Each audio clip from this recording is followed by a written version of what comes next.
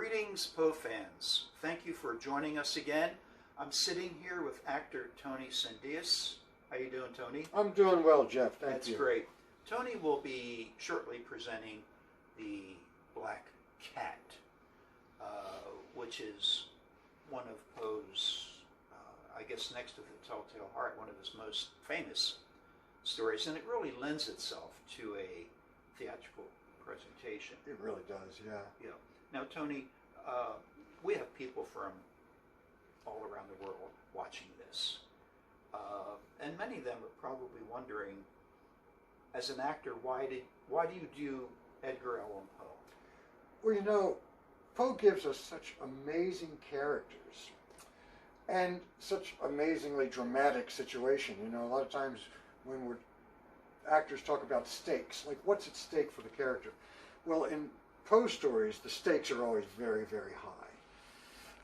Also, many of them, like the Telltale Heart, like the Black Cat, are essentially first-person monologues. I mean, they're written as drama, essentially, where there's one person telling us this story in the same way that, a Shakespeare character might do a monologue on stage, right?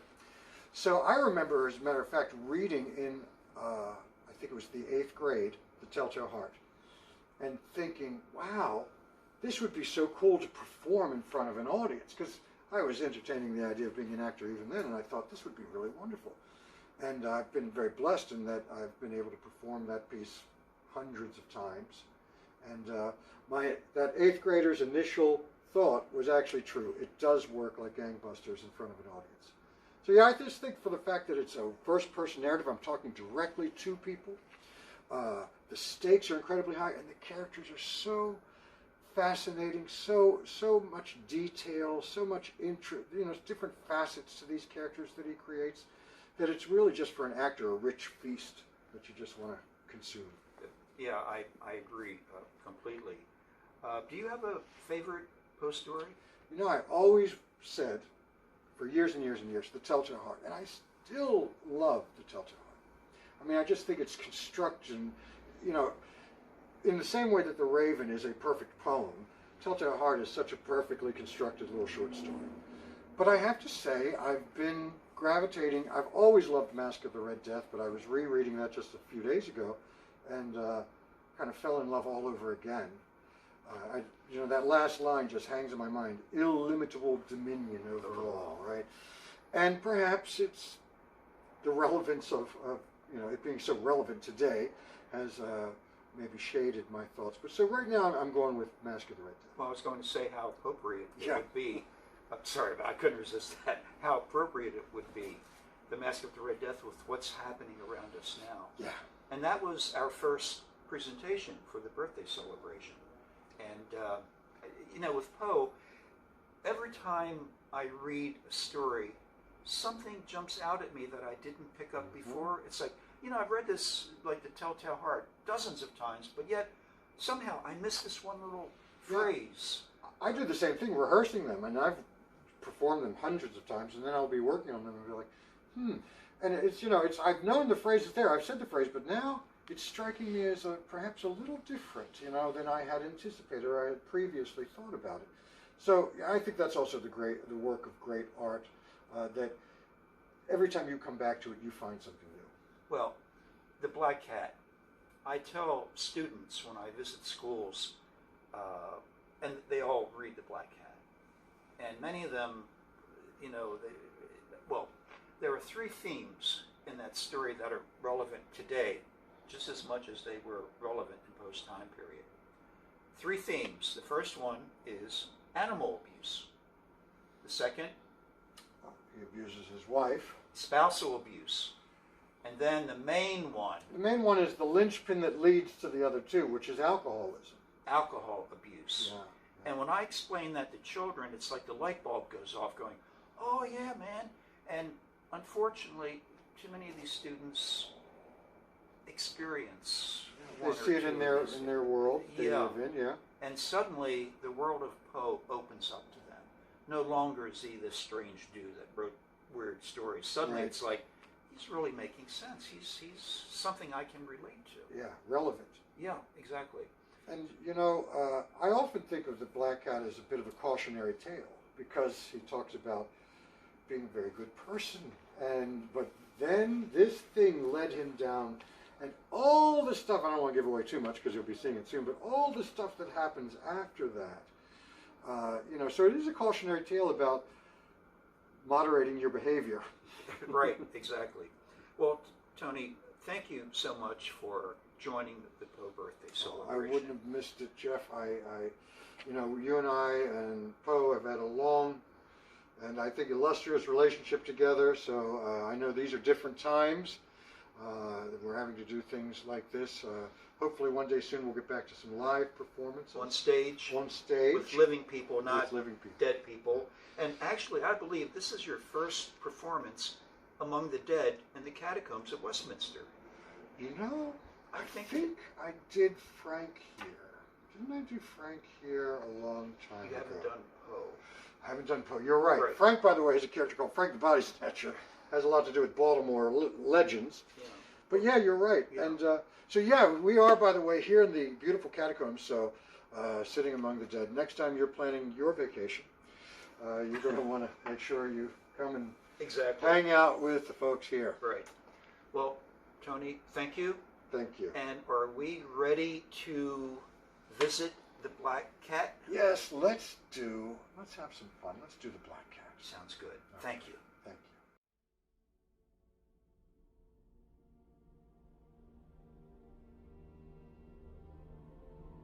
you. Most wild, yet most homely narrative I am about to tell.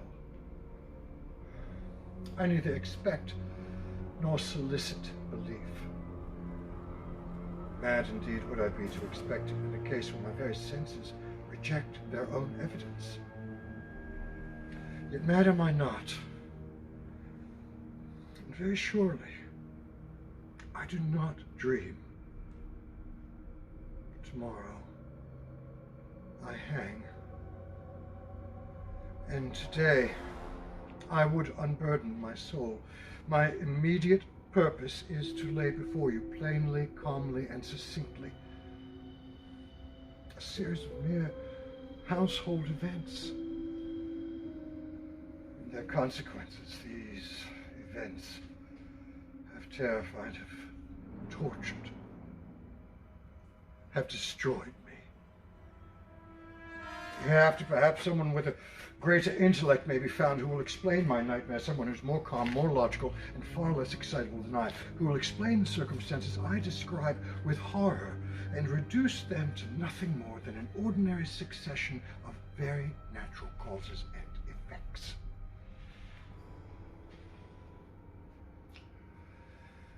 Ever since I was a young child, I was noted for my docility and humanity of disposition. I was particularly fond of animals, and was indulged with a great variety of pets. I was never as happy as when caressing or caring for these animals. Those of you who have cherished the affections of a dog or cat will understand what I'm saying. There's something about the unselfish love of an animal that touches one's heart. Well, I married early, and I was happy to discover that my wife shared my feelings for animals. She lost no opportunity in procuring those pets which were agreeable to our disposition. We had birds, goldfish, a fine dog, rabbit, a monkey, and a cat.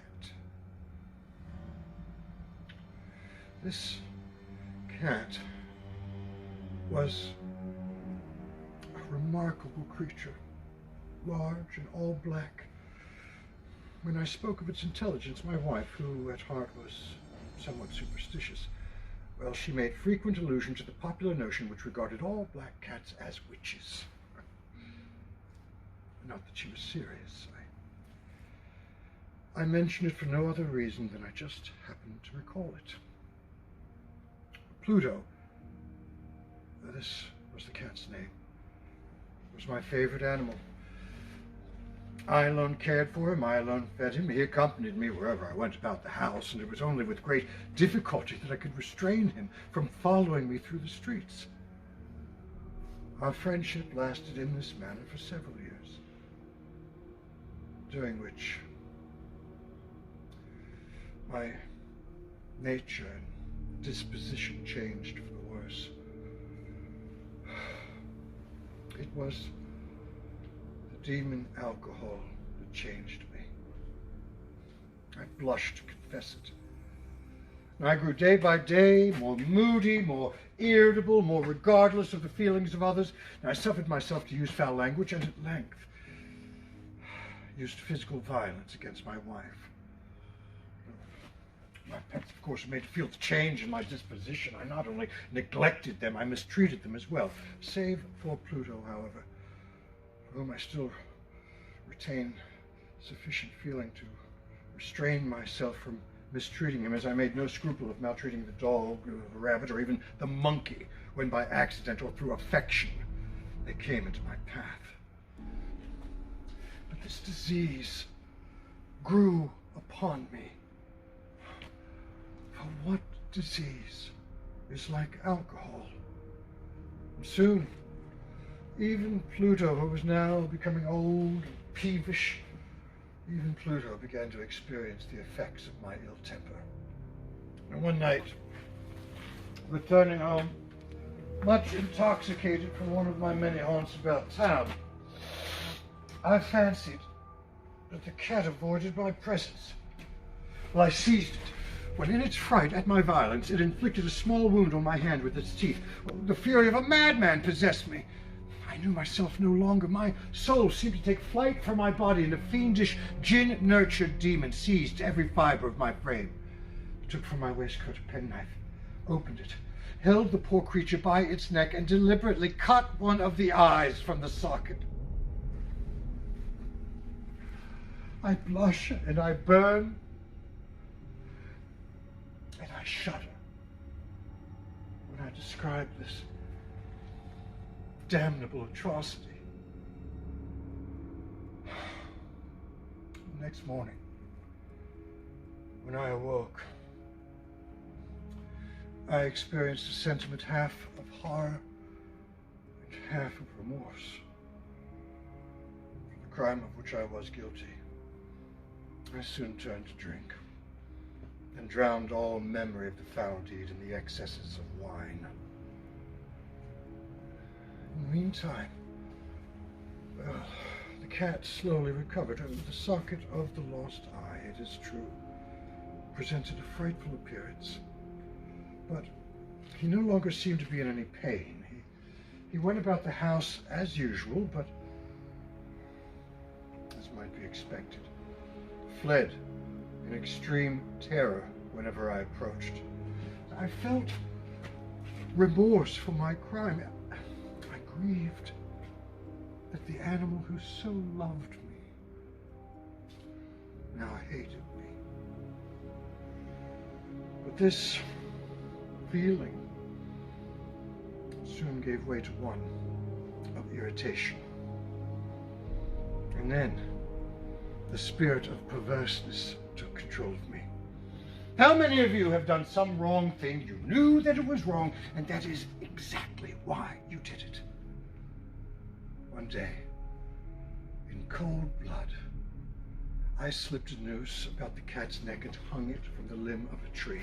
Hung it because I knew it loved me, and because I felt it had given me no reason for offense. Hung it because I knew that in doing so, I was committing a sin, a deadly sin that would place me beyond the most infinite mercy of the most merciful and terrible God. But the day led to the evening, and in the evening I was aroused from my sleep by the cry of fire. The curtains of my bed were in flames. The whole house was burning. It was only with great difficulty that my wife, a servant, and myself managed to escape the conflagration. the destruction was complete. My entire worldly wealth was gone, and I resigned myself to despair. The day after the fire, I visited the ruins, and the walls, with one exception, had all fallen in. This exception was found in a compartment wall not very thick, about the center of the house, and against which had rested the head of my bed. Here the plaster had to a great extent resisted the action of the fire, a fact I attributed to its having recently been spread. About this wall, a dense crowd of people was collected. Many persons seemed to be examining a particular portion of the wall with minute and eager attention. Words like strange and bizarre excited my curiosity. I approached. I saw upon the white wall the figure of a gigantic cat. The impression was given with an accuracy truly marvelous. There was a rope about the cat's neck. When I first beheld this apparition, for I could scarcely consider it less, my wonder and my terror were extreme, but I reasoned how it came there. And I remembered that the cat had been hung in a garden adjacent to the house. Well, upon the alarm fire, the garden had immediately been filled with people. Someone had cut the cat down, thrown it through the window, probably to arouse us from sleep. The falling of the walls had compressed the cat to the fresh plaster, thus creating the image of the cat.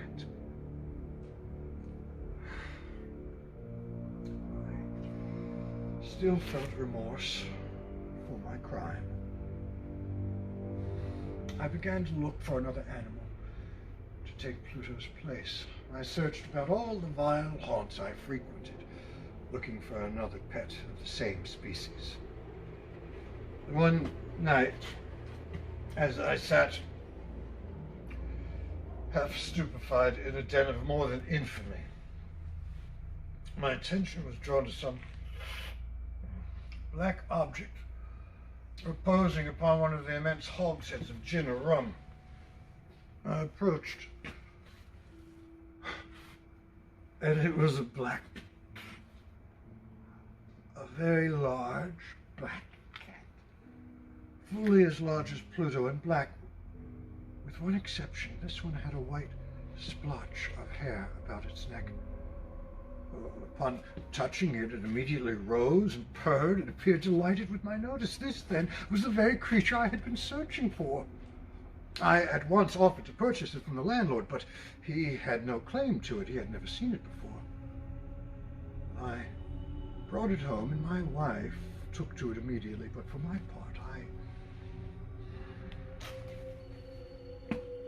I soon found a dislike for it arising within me, and I know not how nor why it was. Its fondness for me disgusted and annoyed me. Sense of guilt, remembrance of my previous deed of cruelty prevented me from physically abusing it. Oh, did I not tell you that, like Pluto, this cat had only one eye? This cat was always at my feet, always rubbing up against my legs, always looking for affection. Now, my wife had alerted me to the markings about its neck. Oh, God. Merciful God. It was by slow degrees taking the shape of a noose. I now had nightmares about this beast sitting on my chest and staring down at me with red eye and hot breath. I could not shake off these dreams. Now, under the pressure of these torments, the feeble remnant of good within me succumbed. Evil thoughts became my sole intimates, the darkest and most evil of thoughts. The moodiness of my previous temperament now increased to a hatred of all things and of all humanity. I now blindly abandoned myself to evil deeds, and my wife, my wife was the most usual and patient of sufferers. One day she accompanied me down the stairs into the cellar of the old house which our poverty forced us to inhabit, when the cat ran down the steep steps, cutting in front of me, nearly throwing me headlong and exasperating me to madness. Forgetting my wrath and uplifting an axe, I aimed a blow at the cat's body, which of course would have proven fatal had it descended as I wished. But this blow was arrested by the hand of my wife. Goaded by this interference into a rage more than demoniacal, buried the axe in her brain. She fell dead upon the spot, without a groan. This hideous murder now accomplished, I set to work with complete deliberation to the task of concealing the body. Now I knew that I would not be able to get it out of the house either by day or night without being observed by the neighbors. So many projects entered my brain. I would cut the body up into minute pieces and destroy it by fire. Now, I would dig a hole for it in the cellar. I would throw it in a well in the backyard. I would put it in a box and have a porter take it away. Now, I finally decided upon what I determined would be a far better solution. I would wall the body up in the cellar, the way the monks of the Middle Ages are reported to have walled up their victims. The cellar was an excellent choice. The walls were loosely constructed, and it had recently been plastered throughout with a rough plaster. Moreover, there was a projection in one of the walls caused by a fireplace that had been filled in, made to resemble the rest of the room. By means of a crowbar, I easily dislodged the bricks, and I inserted the body. I propped it up, while I, with little difficulty, relaid the bricks as they were before. When I was finished, you could not tell the old plaster from the new. Now, my next task was to find the beast that had been the cause of so much wretchedness, for I had resolved to put him to death. But it appears that the crafty animal had been alarmed by the violence of my previous anger and had escaped. It is impossible to describe or imagine the deep, the blissful sense of relief which the absence of the animal caused in me. It did not return during the night, and I slept soundly, even with the crime of murder on my soul. The second and third day came and went, and still it did not return. The monster had fled the house forever. My happiness was supreme. Of course, there were some inquiries made about my wife. Even an investigation was mounted, but nothing could be discovered. On the third or fourth day of the assassination, a party of police came unexpectedly again and proceeded to make rigorous investigation of the premises. I felt no embarrassment whatsoever. At length, for the third or fourth time, the police descended the stairs into the basement. My heart beat calmly, like that of one who slumbers in innocence. I walked the cellar from end to end. The police were satisfied and were ready to depart, but the glee in my heart was too strong to be contained. I burned to say something, by way of triumph, and to render sure their assurance of my guiltlessness.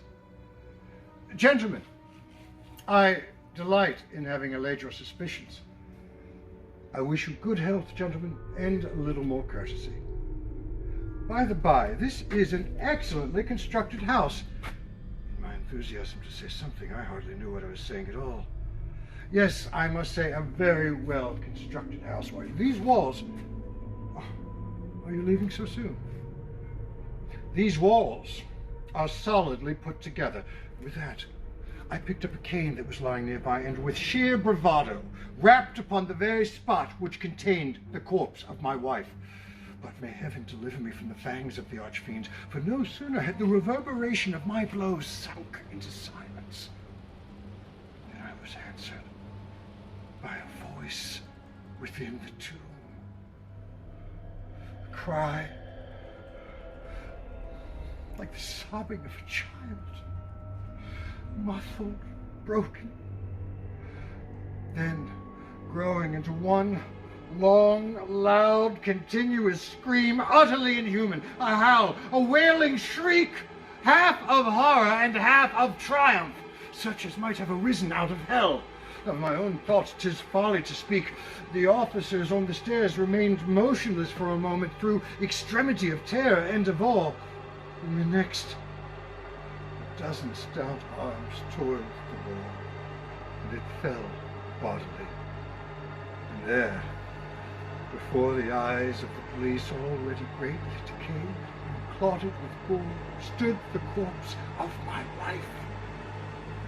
On its head, with red extended mouth and solitary eye of fire, sat the beast, whose craft had seduced me to murder, and whose informing voice had consigned me to the hangman. I had walled the monster up within the tomb!